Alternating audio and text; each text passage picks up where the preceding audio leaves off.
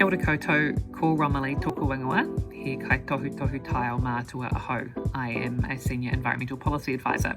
I returned to university about 5.5 years ago after suppressing a desire for about the previous 10 years before that to transition into environmental mahi.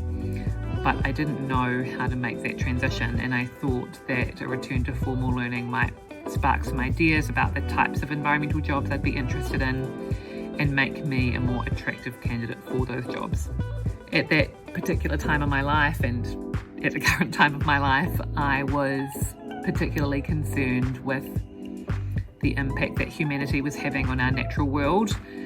I couldn't reconcile how, on the one hand, we were in overshoot in 4 of our 9 planetary boundaries, now 6, and we're living through one of the most horrendous wildfire seasons in Australia.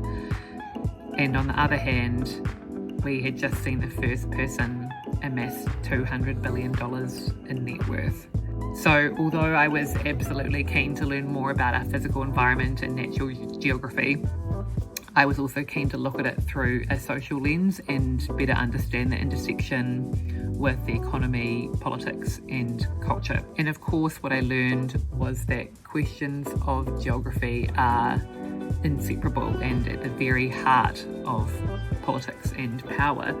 Questions like, how do we value land? How do we draw borders? Who gets access to spaces? What about ungoverned spaces like the high seas or space even? I was able to grapple with questions like this and issues like these in papers like Geopolitics, which I absolutely loved. Having a good understanding between the disciplines, environment, economy, politics, really broadened my understanding and helped me build good foundations for my career change.